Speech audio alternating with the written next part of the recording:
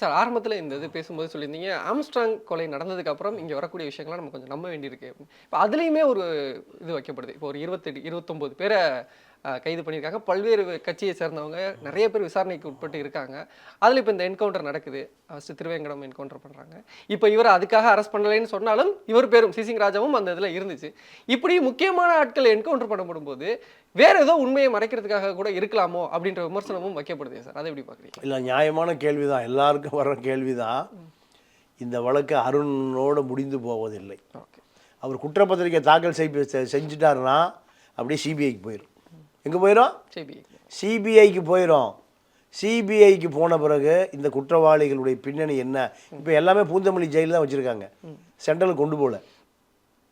இவர்கள் பல விஷயத்தை வெளியில் சொல்லிவிடக்கூடாது என்பதற்காக. இவர்கள் உண்மையான குற்றவாளிகள் அல்ல, இவர்களெல்லாம் போலி குற்றவாளின்னு திருமாவளவன் உட்பட அத்தனை பேரும் சொல்கிறாங்க. அப்போது இது அகில இந்திய கவனத்தை கவர்ந்த வழக்கு. இப்போ ஜெய்சங்கர் என்ன சொல்கிறாரு, அந்த கட்சியினுடைய மாநில தலைவர் செல்வ பெருந்தகையில் இன்வால்வ்டுங்கிறார்.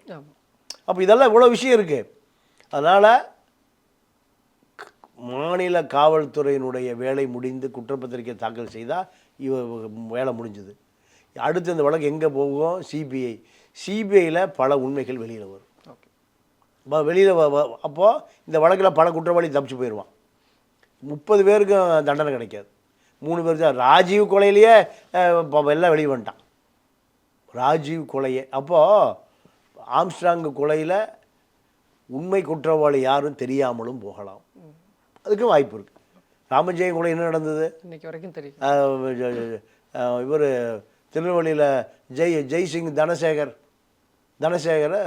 ஜெயக்குமார் தனசிங், பெரிய குற்றவாளி யாரும் தெரியும் உங்களுக்கு, ஒன்றுமே பண்ண முடியலையே.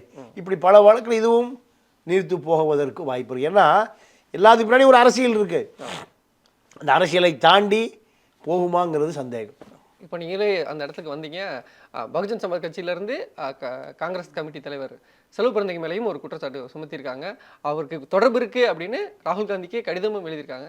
இதை எப்படி பார்க்குறீங்க சார்? இது என்ன இதாக இருக்கும்னு நினைக்கிறீங்க? அவரே அஸ்வத்தமன் இவ்வளோ பெரிய வளர்ச்சிக்கு வந்ததுக்கு காரணம் செல்வ பெருந்தகை தான். ஓகே.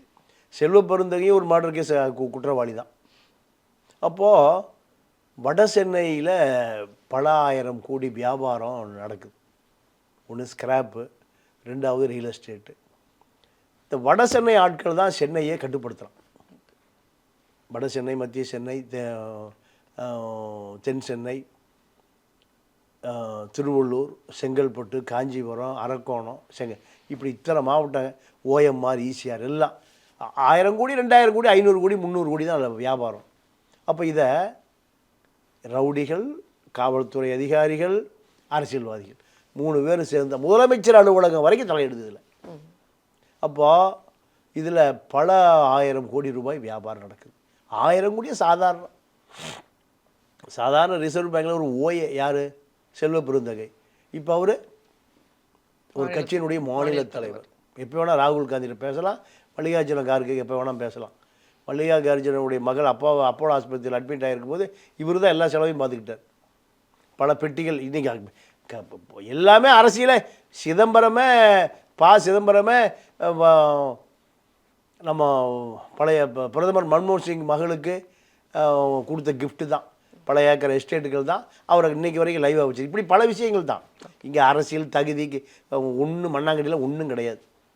பொட்டி இருந்தால் ஆதவ் அர்ஜுனா நாளைக்கே பெரிய மத்திய மந்திரி ஆகலாம். யார்?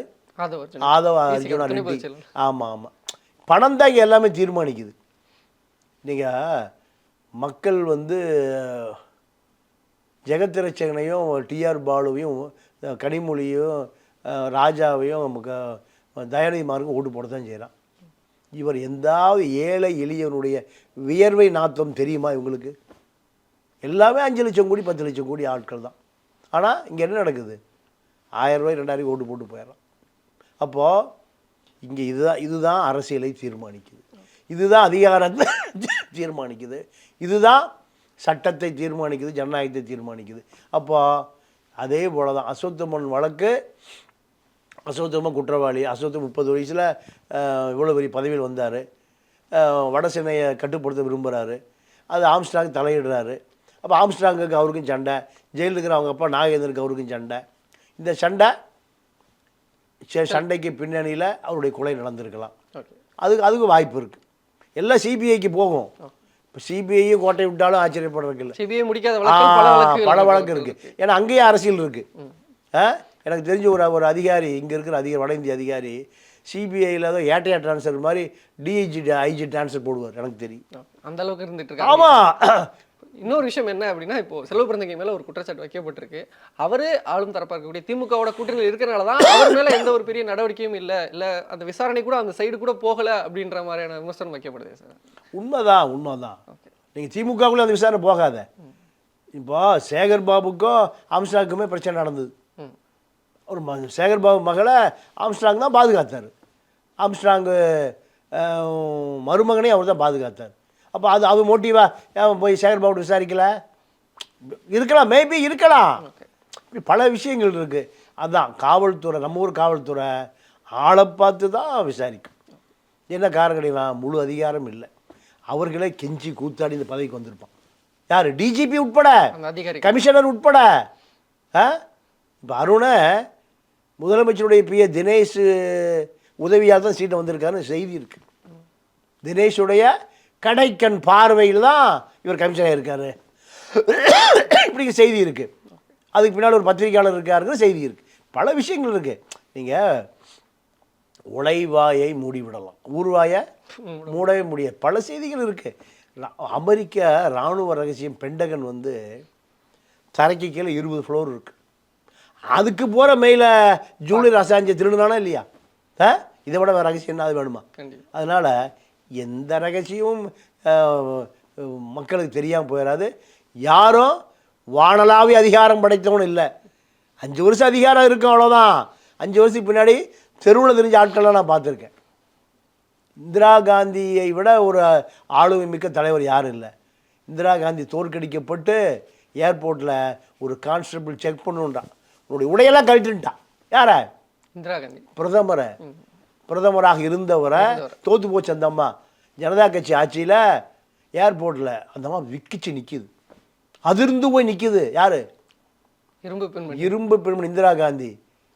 ஒரு கான்ஸ்டபிள் ஏர்போர்ட்டில் உடையெல்லாம் நான் செக் பண்ணணும், உடைய கழட்டுன்ட்டா. இப்படியெல்லாம் நடந்திருக்கு. அதனால் அதிகாரம் யாருக்கும் நிரந்தரமானதல்ல.